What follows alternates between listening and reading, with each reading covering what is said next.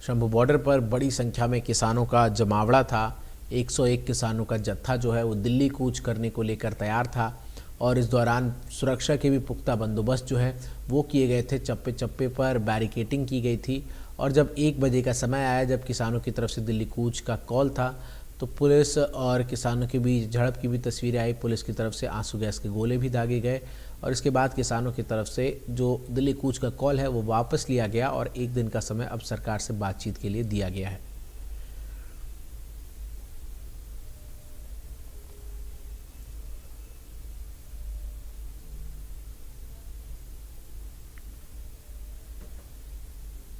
किसानों की क्या क्या डिमांड है? सभी फसलों की खरीद पर एमएसपी का गारंटी कानून आए, गन्ने की एफआरपी और एसपी स्वामीनाथन आयोग के फॉर्मूले को लागू किया जाए, किसानों और मजदूरों के लिए पूर्ण ऋण माफ़ी जो है वो की जाए। इसके साथ ही साथ भारत को डब्ल्यूटीओ से बाहर आना चाहिए। प्राथमिकता के आधार पर किसानों की फसलों की खरीद की जाए। किसानों और 58 वर्ष से ज़्यादा उम्र के कृषि मजदूरों के लिए पेंशन योजना लागू की जाए। प्रधानमंत्री फसल बीमा योजना में सुधार के लिए सरकार स्वास्थ्य बीमा प्रीमियम का भुगतान करे। भूमि अधिग्रहण के संबंध में राज्यों को दिए गए केंद्र सरकार के निर्देशों को रद्द किया जाए।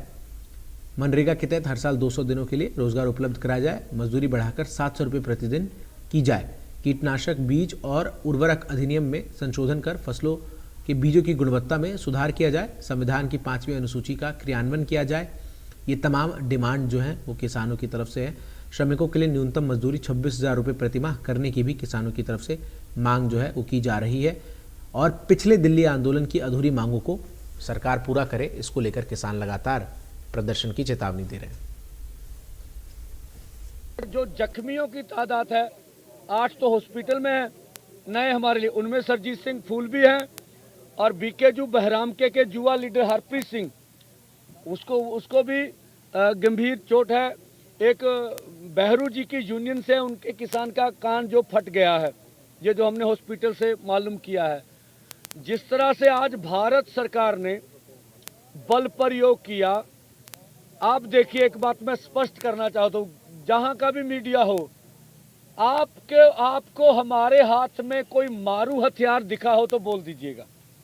कोई मारू हथियार आपने देखा जो हमारे ऊपर इल्जाम लगाए गए। इतनी बड़ी, नीचे भी बहुत से लोग थे, हजारों लोग दूसरी साइड पर खड़े थे। हमने बिल्कुल डिसिप्लिन भंग नहीं होने दिया।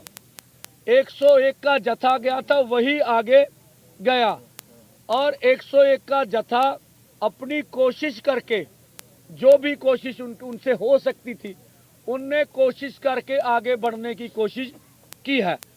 हमें मालूम था अभी भारत सरकार ने जो प्रबंध कर लिए हैं, जैसे अर्धसैनिक फोर्स तैनात रखी है, जिस तरह से ड्रोनों का प्रबंध कर रखा है, जिस तरह से उनके पास जो साजो सामान है, ठीक है, उसकी ड्रिलिंग की है, वो हम लोग उसको तोड़ के आगे जाने में असमर्थ हैं, ये हमें मालूम था।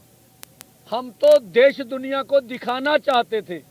जो केंद्र के झूठे मंत्री, जो राज्यों के भाजपा के झूठे मंत्री ये चिल्ला चिल्ला कर चैनलों पर बोलते थे कि आपके ट्रैक्टर ट्रॉली से आपत्ति है, आप ट्रैक्टर ट्रॉली छोड़कर दिल्ली आ जाइए। और ये उच्चतम न्यायालय में भी दोनों सरकारों ने कहा, सर्वोच्च न्यायालय में भी कहा। तो ये आज देश जवाब मांग रहा है कि क्या अगर पैदल जत्था दिल्ली की ओर रवाना हो जाता तो हम स्वयं प्रधानमंत्री जी से सवाल करना चाहेंगे, वो आए बताएं कि उसका देश को नुकसान क्या होना था। किसानों ने फिलहाल दिल्ली कूच के अपने ऐलान को टाल दिया है और इन सब के बीच खनेरी बॉर्डर पर किसानों की तरफ से जो है वो प्रेस कॉन्फ्रेंस की गई और इस प्रेस कॉन्फ्रेंस को लेकर किसानों ने कहा कि वो लगातार जो तमाम किसान हैं उनके साथ मजबूती से खड़े हैं। और किसान नेता जगजीत सिंह डल्लेवाल ने कई अहम खुलासे किए। जगजीत सिंह डल्लेवाल ने कहा कि शंभू बॉर्डर पर जो घटना घटी वो निंदनीय है। किसानों के ऊपर आंसू गैस के गोले छोड़े गए। शंभू बॉर्डर पर हुई घटना सरकार की नियति को दर्शाती है। पहले सरकार कहती थी कि किसान रास्ता रोकने लग रहे हैं, अब सरकार बताए कि रास्ता कौन रोक रहा है।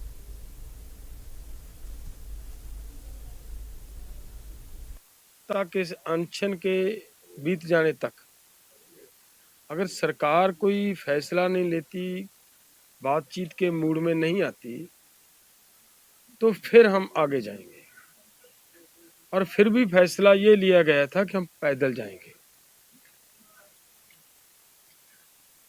जो आज सरकार ने वहां पे करतूत की है, पैदल जाने वाले एक लिमिटेड जत्थे को रोकने का जो काम किया है, सरकार ने इसको निंदनीय कहें, इसकी हम निखेधी करें, वो बात नहीं है। मैं तो ये कहना चाह रहा हूं कि सरकार ने अपनी नीयत स्पष्ट कर दी है। आपने सुना लगातार, आप हमारे ऊपर सवाल भी करते रहे हो। 10 महीने से ये सवाल था हमारे ऊपर कि भाई आप पैदल क्यों नहीं जाते, जब सरकार बोल रही है पैदल जाओ।